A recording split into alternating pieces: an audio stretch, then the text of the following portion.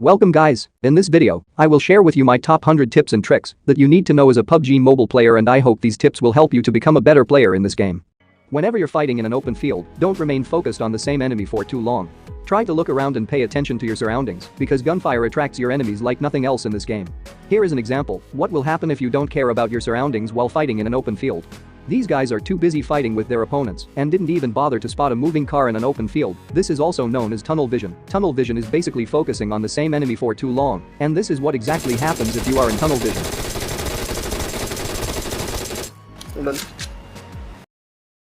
Change your position when you think you have been spotted or when you fired at someone. When you kill an enemy or fire at someone, you will make a gunfire sound which will reveal your intel or location. And the gun sound will attract the players who are near you, especially the ones who are behind you. And this will be the result of staying in the same location. So always try to change your position when you fire at someone. And also don't loot immediately after killing an enemy, because the nearby players can hear you, and it will be the most common mistake that everyone can make.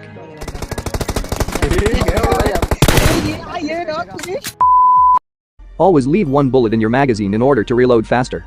For example, we have here M416. If we reload from 0 bullets, it would take us 1.5 seconds. But if you have 1 or more bullets in your magazine, it would take 1.3 seconds to reload. So this would save 0.2 seconds, which may save you in some situations. But if we take a look at weapons like DP29 or M249, the difference would be bigger. To fully reload, DP28 would take 5.4 seconds, and when you leave 1 or more bullets in the magazine, it would take 4.4 seconds, so it will save you about 1 second in reloading time, and this trick will definitely help you in some situations if you can remember. If you jump down from a high place, you make a sound. But if you punch while jumping down, you won't make any sound. Few examples. The enemy is punching while jumping. No sound. Jump without a punch. You can hear the sound. When you're traveling to zone in a vehicle and when you want to heal, you have to stop your vehicle and heal. This takes around 3 to 5 seconds, and sometimes more if you press the reverse button to stop the vehicle. The best thing you can do is change your seat and start using first aid kit or any heals. This is the fastest way to stop the vehicle, and this will save few seconds. Be unpredictable. Use tactics that people never seen before. Don't use the same strategy as everyone else. It may work sometimes, but it won't work always. So come up with your own strategy, and your enemies will be dead before they even understand what happened.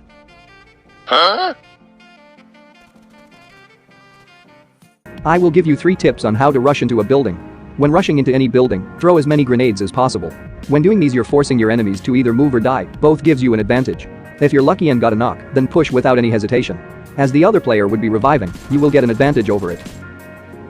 If you directly rush into a house without any information, you will instantly die, because campers are everywhere. Instead, see if you could find your enemies through windows and make the kill without entering into building at all.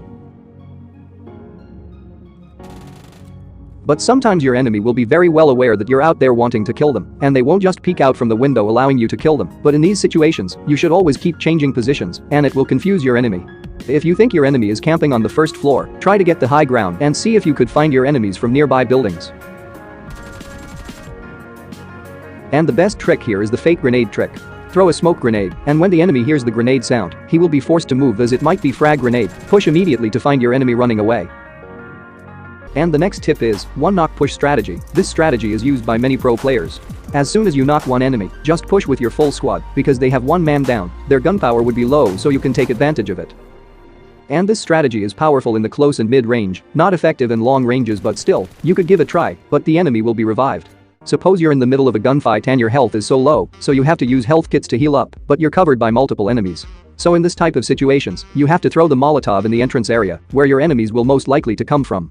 Anyway, the Molotovs will burn for about 9 seconds. That's enough time for you to use the first aids. But even if the players came through the Molotov, they will lose about 80 to 90% of their health, so you can kill them easily, or some enemies will get knocked immediately. If you want to shoot a moving vehicle from a house, just jump on the window and crouch, or prone depending on the distance and situation, and start shooting. In this way, you will get a much better view and angle, so it makes easier for you to kill them. Always focus on the driver. Taking down the driver is always the priority. Because once the driver is taken out, the car will hit the brake and stop. The other guys would have to react quickly to take the driver's seat or to do anything. If you have a full team, then it's easy to spray down the vehicle, but the driver is always the priority. Of course, you can blow up the vehicle if you have full team, it's a lot easier. Don't stand still. No matter which place you are in, you can still get shots from any direction, so always keep moving, especially when someone is trying to snipe you. It will be very hard for them to hit you. Tip number 6, bait your enemies with loot. This trick works best when two different enemies are fighting and one wins the fight and goes to loot them. It is your time to kill the enemy while he is looting peacefully. 80% of the time people tends to loot immediately after killing someone, so you can take advantage of that situation. Here is a cool mind trick. Suppose your enemy is hiding behind this tree, or any obstacle, or any type of cover. You have to place your crosshair on left side of the target because most of the players tend to peek right instead of left because right peek is so reliable and gives you much better angles. Let me show you an example. This is how the right peek behind a cover would look like. And this is how left peek would look like. When we compare them side by side, you can clearly see that right peek has more field of view compared to left peek, so most of the players will use right peek. So aiming left side or placing your crosshair to the left side of your target and pre-firing will give you an advantage. Because these game characters are right-handed, if you observe carefully. Pre-aiming or pre-firing. We talked about this in my previous videos and I gave some examples, but now I will give you even more examples, and if you understand that you can pretty much instantly react to your enemy's movements and pre-fire at them. Here are a few pre-firing tricks in bootcamp that might help you, and I hope it will give you an idea on how you can pre-fire with these examples. If you see your opponent running in this way, you can simply pre-fire at the next window like this.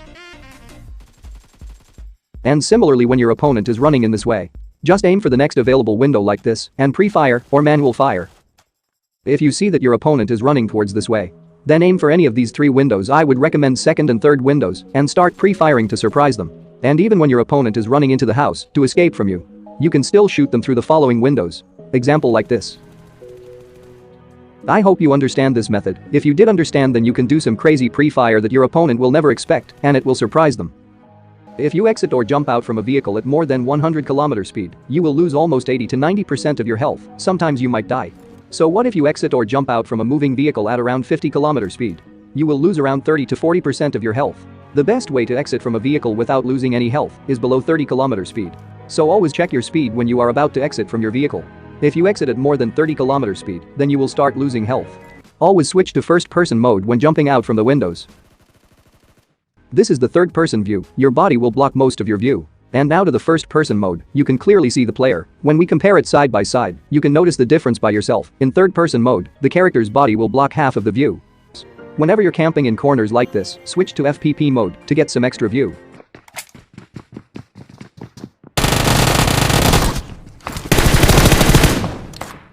Now you can actually mark lines in the map. If you're really bad at memorizing the plane path, this tip is gonna help you a lot. So at the beginning of the game in Spawn Island, open your map and click on the mark thing.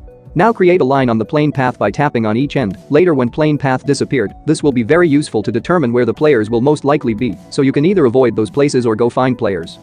This one is a glitch, but you can use it as a trick. You can run while shooting by using this glitch. Your gun will not aim at the enemy, but the bullets will still hit them. How to use it? But in iPhone or iPad, this trick will randomly activate while switching between guns. I still have no idea how this works in iPhone, but I use iPhone, and it randomly works. In Android, you need to hold the fire button and open recent apps, and quickly open the game, and now you can run while shooting. If you see a bot with vest and helmet, don't just shoot that bot in the head or in the chest. Shoot in the legs. In this way, you can kill the bot without damaging the helmet and vest, which can be useful for you. And the next tip is for gyroscope players only. Having a different sensitivity for sniping and spraying is really helpful. Change your sensitivity when you want to snipe and change it back to normal after. This may be hard at starting, but you'll get used to it. How to spray down enemies in a moving vehicle. If your enemy is driving the vehicle towards you in a straight line, then it's really easy to take them down. But the problem begins when your enemy is driving the vehicle around you in a circular path or in a horizontal path. Even if you shoot the vehicle perfectly, your bullets may not hit the player. So this tip will help you to hit a moving target in a vehicle. If your target is 100 meters away, then you need to aim at the front bumper of the vehicle. An example is shown in the screen. This method will work for all the vehicles, such as Dacia, buggy, motorbike, including boats. You just need to aim for the front bumpers. If there are no bumpers, just imagine as there is one. When your target is around 200 meters, you need to aim about 2 meters from the front bumper, and also you need to aim a bit upwards to fix the bullet drop, as shown in the screen. As the distance increases, you need to increase the gap between the front bumper according to the distance. You can actually practice this method with your friends in cheer park mode.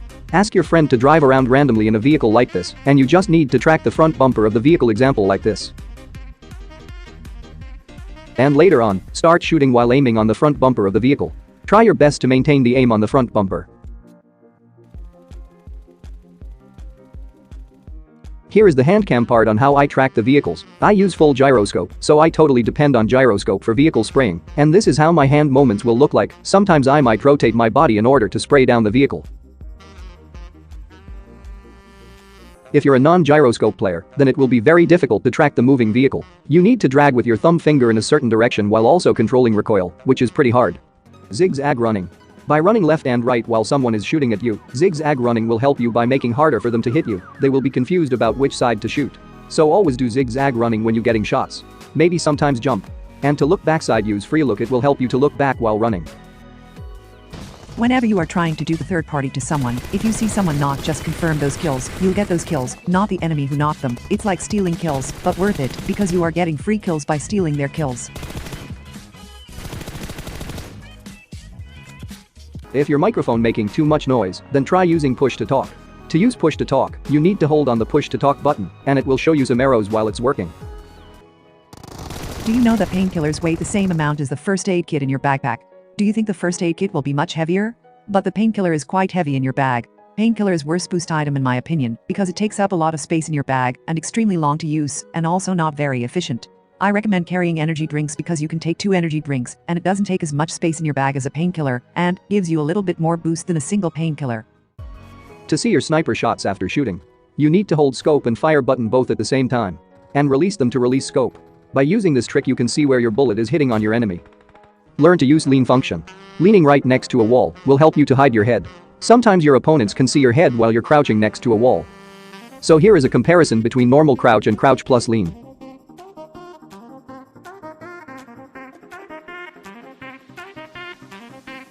As you can see, I can somehow see the head of a normal crouching player, but not the player with crouch plus leaning.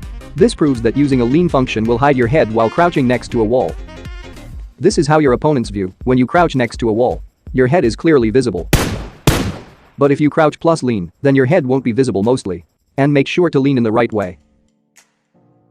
Here is a circle shift tip. It's important to play in the circle in PUBG Mobile. It is the winning formula. A lot of time it's not about killing someone, it's about getting the best place in the next circle and out-positioning your opponent, giving yourself a tactical advantage. Depending on the terrain where the circle will be formed, the best place I think to be is at the thinnest part of the line in between blue and white circle, as shown here. By using this strategy, you give yourself a better position to hold. The blue zone being at your back will make it less likely you will get attacked from behind. This will give you more time to focus on the terrain in front of you. It's important to take notes of your geographical surroundings like mountains and house compounds. Also keep an eye on supply drops. These will give you a better idea where players will be. Players tends to move to middle of the circle thinking they would be in the next circle, but in reality, if you stay in middle you will most likely to get shots from all the directions. So I would not recommend moving to the center of the circle. Try to stay on edges with blue zone to be more safe. If you have only 2 players in the vehicle, it's good call to be on the same side of the vehicle. In this way, if you need to get out of the vehicle, you will get out on the same side. Let's say enemies are coming towards us. You will be on this side and ready to fight them. And you can use the vehicle as your cover. Tip: don't engage in a fight when you don't have any nearby cover. What I mean is, you see an enemy running in an open field, and you are also in an open area where you don't have any cover nearby.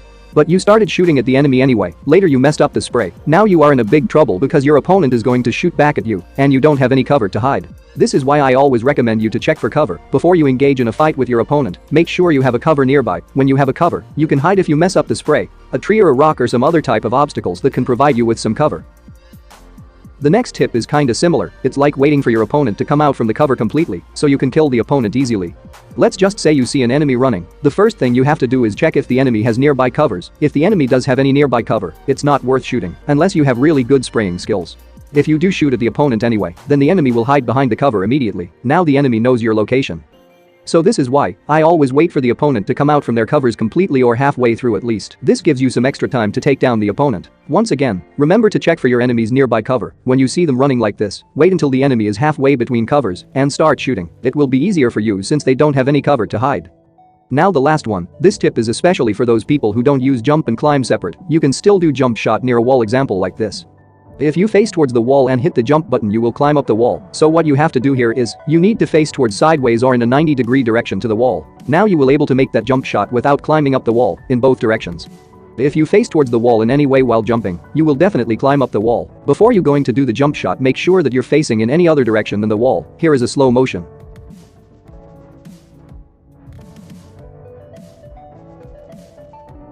The best way to stop a vehicle is by drifting either right or left. You need to use the brake and choose if you want to drift left or right move buttons to drift. You can also stop the vehicle by changing seats. How to do a perfect flank. If you successfully do a flank, then you will achieve a position advantage over an enemy. Suppose your team holding on this left building and your enemies are holding on this right building. If you rush directly, then you only have a 50-50 chance of winning and losing the fight. But if you flank, then you have a higher chance of winning the fight because of position advantage. Here is an example of how you can perform a flank. This is just an example to give you an idea on how to flank. This totally depends on situations and positions of your enemies. A flanker is not someone that is going to be predetermined before a game begins. Anyone can be a flanker, it totally depends on a fight-by-fight basis. The idea of being a flanker is simple: get in a fight, and if you have an opportunity to flank, then take the chance. As your team gets used to this more and more working together, then you will able to quickly realize when you are the player in the flanker position. Don't hesitate to push fast and kill your opponents. If you're playing with squads, then learn how to sandwich your opponents. This will increase your chances of winning the fights. For example, this is your opponents at this location, and your team fighting with them in this marked location. The best thing you can do in these situations is by sending your teammate to flank. If you manage to flank right behind your opponents, then you can have higher chances of winning the fight. This is basically flanking, but this is what I call a sandwich flank. Works best in open fields and ridges with small covers. Try not to let your opponents know you're flanking. If they do, then try to get some strong cover, example like this. From here you can put pressure on your opponents from both sides, front and back. And I'm sure you can win almost any fights if you manage to sandwich them correctly. Moving while looting is extremely helpful movement. It just saves your life if anyone shoots you with a sniper rifle. I think most players know this by now. To do this movement you need to move your joystick left and right, while looting crates is going to prevent you from getting easy headshots. You can also do the same movement while healing, but you need to add crouch to the movement. How to handle the panic situation. Well, the best way to handle the panic situation is by getting used to it. What I mean is, if you put yourself in panic situations, then you will know exactly what to do and how to handle that situation. The best way to learn how to handle panic situations is by dropping in bootcamp's main building. I would highly recommend playing solo versus squads, but it's totally up to you. And once you land in the main building, try to get some kills. Don't be afraid to fight. If you're afraid or scared to fight, then you're at a massive disadvantage. The best way to learn this game is by putting yourself in danger. And as I always say, stop worrying about your rank and KD. Rank means nothing. It's a variable for the matchmaking system to properly place you in a match where you and your enemies are at the same skill level. If you die, you die. You can always start a new match and drop at bootcamp again and again until you kill everyone in the bootcamp. If you ever fighting against sniper, try to use peek jiggle movement. Peek jiggle movement is using peek left and right continuously. This is going to prevent you from getting an easy headshot. Because while doing peek jiggle movement, your head is moving continuously, which makes harder for your enemy to hit you. I will give you 3 reasons why you should carry pistols. 1. It doesn't take up space in your backpack. But you need to disable auto pickup ammo for all the pistols. 2. You can carry extra scopes like red dot and holo sight for your teammates, and it won't take up space in your backpack. 3. You can also carry laser sight, which can be used in most of the assault rifles and SMGs to increase the hip fire accuracy, and still it doesn't take up space in your backpack. And if you could find Scorpion, it can carry vertical grip and half grip, which would be best in my opinion if you constantly change between grips. Learning weapon sounds is extremely valuable. This is helpful in so many cases, determining what weapon your enemies are using and deciding whether to rush or not. And also, if you hear AWM sniper sound, it is better to stay safe instead of taking a fight against a most powerful weapon. Even picking up on the sounds of the suppressed weapons is a really helpful skill in this game. You can speed up learning of this skill by playing daily, and if you have enough hours in this game, you're just going to recognize most of the weapon sounds. Anyway, moving on to the last tip. This is kinda like a training drill. Many of you been asking me about how to shoot from a moving vehicle, example like these. You can actually practice this in classic mode while traveling in a vehicle. You have to randomly choose your target. It can be either a tree or rock or other some random obstacles, and then track them at first, example like this. And if you got extra ammo, you can start shooting at the random targets, so you can practice the recoil controlling as well as tracking the target. I practice in this way a lot, and this improves my tracking ability, and shooting from a moving vehicle is a really great skill to learn. Moving on to the tip number 3. This tip is about aim assist. If you don't know how aim assist works, it simply drags your crosshair or your aim towards your enemy, example like this. Anyway, after some testing with aim assist, I found that aim assist will work at its full capacity only when your enemy is standing like this. As you can see, the aim drags itself towards the enemy.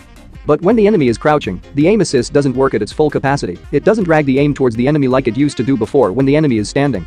So it doesn't mean the aim assist won't work when the enemy is crouching. It does work, but not as effective as it would be when the enemy is standing. Here is the side-by-side comparison. When the enemy is standing, the aim assist activates immediately and instantly, but when the enemy is crouching, the aim assist will take some time to activate. And when the enemy is proning, the aim assist may not work at all. So what I mean is that the aim assist will work at its full capacity when the enemy is standing, and when the enemy is crouching, the aim assist will not work at its full capacity. It takes time to activate itself, and when the enemy is snaking, the aim assist may not work at all. So this shows us that crouching and spraying is a lot safer than standing and spraying, and also crouching will reduce recoil. And when you go prone, aim assist doesn't work on you, so it's really hard to spray at someone when they are snaking, especially in long-range fights. Plus it also reduces almost half of the recoil. Tip number 5. Dead teammates are really useful, they can guide you to get chicken dinner. Especially in panic situations where your ability to spot the enemies is so low, in these situations they can be really helpful if they know how to give a perfect call-out. Dead teammates can't go into a panic situation because they are already dead, so they can spot the player and think normally. Here is an example where I didn't spot the enemy, but my teammates did spot the enemy. In this type of situation, listen to your teammates' callouts and take the action really quickly. Enemies ahead.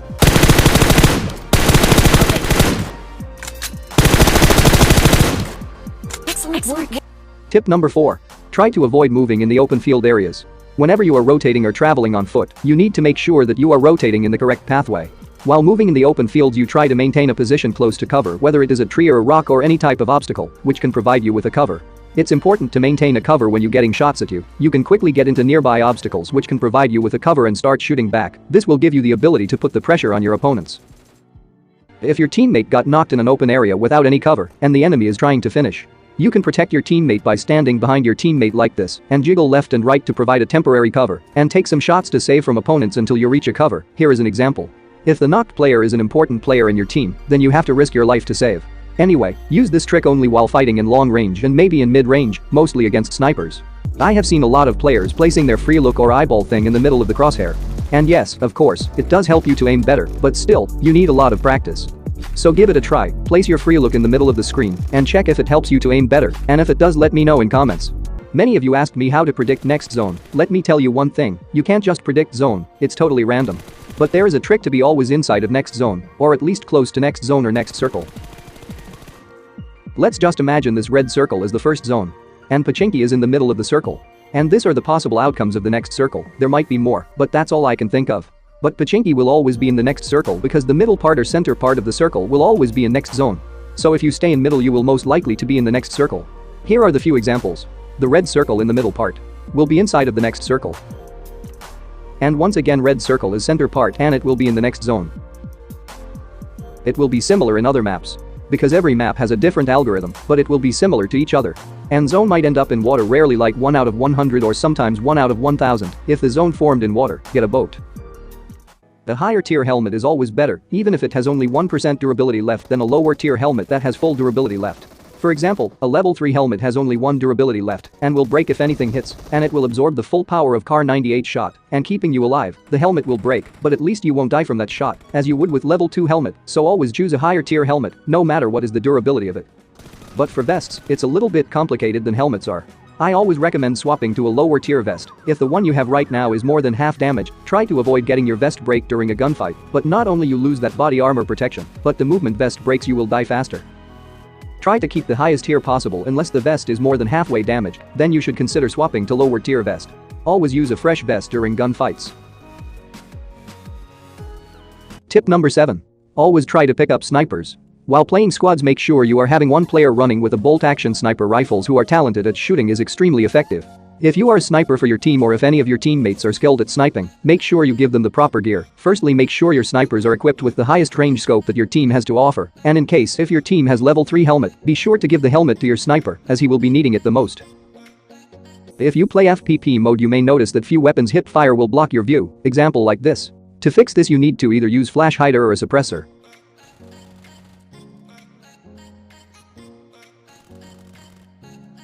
Using a compensator will not fix this. This game is all about strategy from the very moment the plane starts flying. If you're playing squads, then you need to know what you're good at, like specific roles. Maybe you are good at spraying down enemies at any distance. Or maybe you are extremely good at close range. Or maybe you are really good at sniping. Maybe you are a good driver. Or maybe you're the guy who knows the whole map, each and every location, and how to rotate each circle. Or maybe you could be the guy for baiting the enemies. Or maybe you can be the guy who uses smokes and grenades really well. Or have a great mind for how to flank your enemy. Or maybe you are the most important role, the one who revives the teammate and supplies them with meds and ammo. No matter what is your role, you have to identify with your squad. The 4 basic roles that every team should have. The first important role is IGL. IGL stands for in-game leader, and that is exactly what this player is. Your IGL should be the most experienced player and who is capable of giving the best call out in any situations, and your IGL should be the player where you put your faith to have major choices decide. These choices will include things like rotations, where to land, when to fight, and when to crash a compound. The second important role is supporter. Supporter player role is to give support to the whole team, things like reviving teammates, distributing meds and ammo to the team, or watching for potential threats while your team is fighting. A support player will frequently give out personal stats in order to protect the team, such as becoming a bait for opponents, allowing the rest of the squad to put out the offensive damage. And the next role is entry fragger. Your entry fragger is going to be the player you have in the lead while pushing for someone who is really good in close range. This player in most of the cases put themselves on the line to get knocked, so your team will follow up with a quick trade. In most team fights this is pretty simple, just shoot the guy shooting your teammate, but in buildings however, is where it may take a while to learn. If you're entry fragging and you know there are opponents inside, it is important to understand that your job is to push through a door and clear out enough space for your teammate to come behind you. Try to give any information you can as quickly possible. As lastly, you need to understand these pushes are in your control, and your teammates will depend on you. If you hesitate or step back and block doorways or don't give any information, you're setting your team to fail. The last role is the sniper.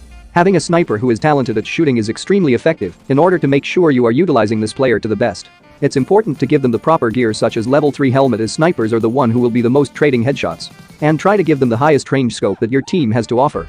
Being a sniper requires a lot of skills. You may not get many kills as your teammates, but you will give a lot of damage and also removing their armor, making it easier for your team to finish them. Speaking of cover, you can use your vehicle as cover in some situations. But there's a gap between tires. From this gap you can get shots, so it's better to burst the tires and use the vehicle as cover. Now I think you might be safe from getting shots from below the vehicle. This vehicle is still usable, but not as fast as before. And also this depends on vehicles. Make sure you only burst 2 tires on the same side, or it might be tough for you to travel. Or sometimes you don't need to burst the tires, it depends on the situation.